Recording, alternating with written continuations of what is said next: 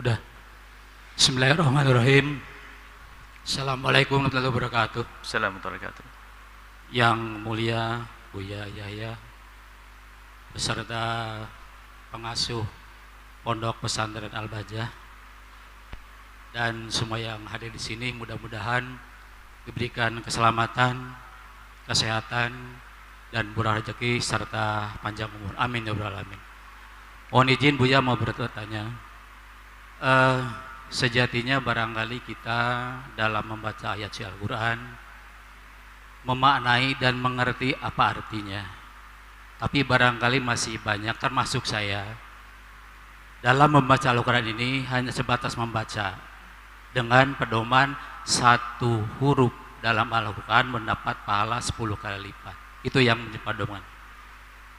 Bagaimana misalnya ketika membaca ayat suci Al-Quran, kita ingin memaknai artinya 5 atau 10 ayat kita berhenti, kemudian membaca artinya, lalu dilanjutkan dengan ayat berikutnya, dan selanjutnya kita memahami dari isi kandungan Al-Quran itu. Terima kasih. Assalamualaikum warahmatullahi wabarakatuh.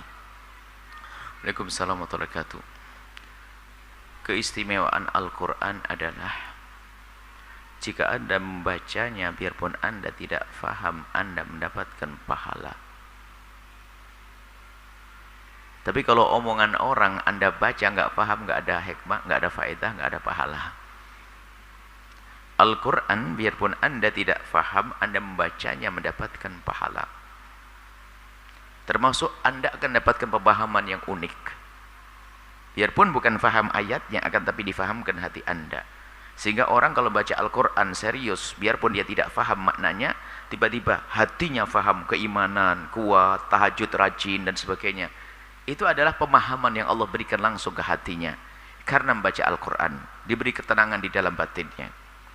Nah, kemudian ada pun caranya, bagaimana kalau saya memahami Al-Quran dengan perlahan demi perlahan, membaca terjemahannya misalnya, itu sah-sah saja.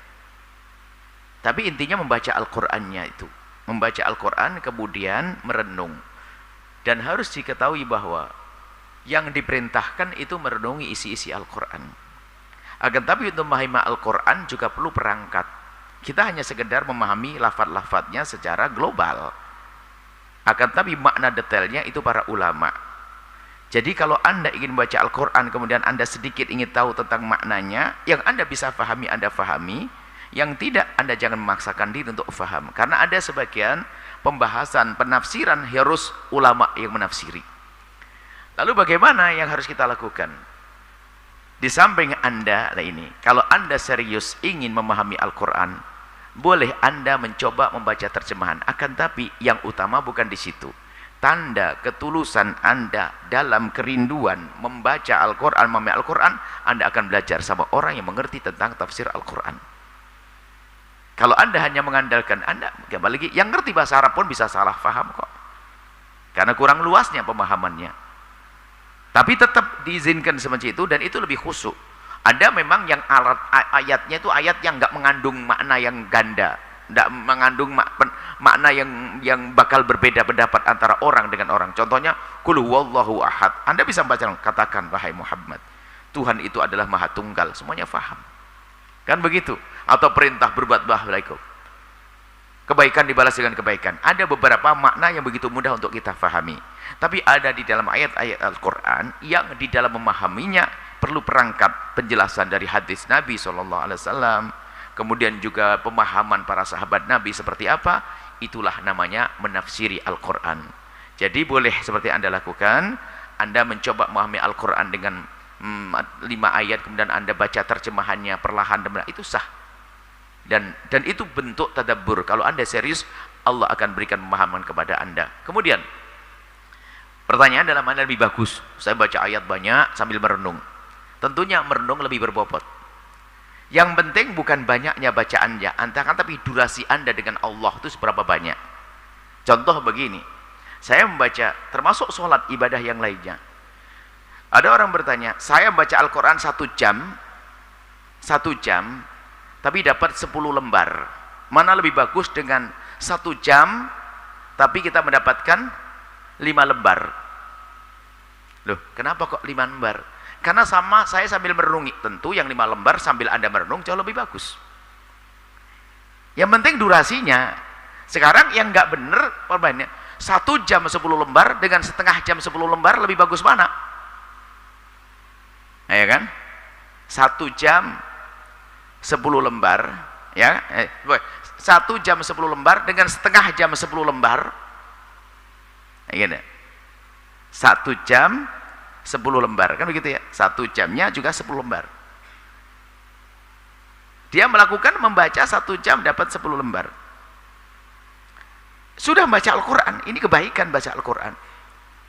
Kemudian ini 10 lembar saya baca dalam keadaan setengah jam saja. Ya beda dong. Berarti Anda ibadahnya cuma setengah jam. Yang 1 jam dong. Jadi durasinya itu yang penting. Zikir itu adalah Anda dengan Allah. 1000 sholawat setengah jam. 1000 sholawat setengah jam. Dengan 500 sholawat 1 jam. Ya tentu yang 1 jam. Karena Anda dengan Nabi dalam 1 jam. Jadi durasi itu lebih penting. Sekarang kan zikir kan pakai bilangan. Kayaknya kita sudah mulai merubah. Kalau orang dulu nggak pakai bilangan sah, tasbih dan sebagainya. Cuman ulama dulu lebih seneng dengan pakai waktu. Mulai habis duhur, habis bainal isya'in, antara maghrib dengan isya. Jadi itu lebih nggak buru-buru. Biasanya kalau Anda sudah targetnya bilangan, itu bisa kadang-kadang lebih ngebut sedikit. Ya kan? Target saya 5.000 deh. Yang penting 5.000. Tapi sekarang dirubah, enggak. Saya perlu durasi.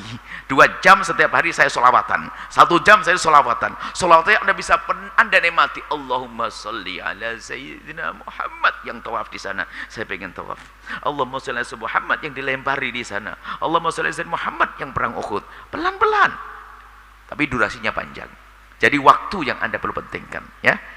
Jika waktunya sama, Anda boleh merenung dalam 1 jam, separuh baca Al-Qurannya, separuh merenungnya boleh, atau Anda membaca semuanya Al-Quran boleh. Yang penting waktunya lebih banyak dengan Allah, itu jauh lebih bagus tentunya. Wallahu a'lam bishawab. Setelah Anda menyaksikan video ini, jangan lupa berselawat kepada baginda Nabi Muhammad sallallahu alaihi wa alihi wa sahbihi wasallam.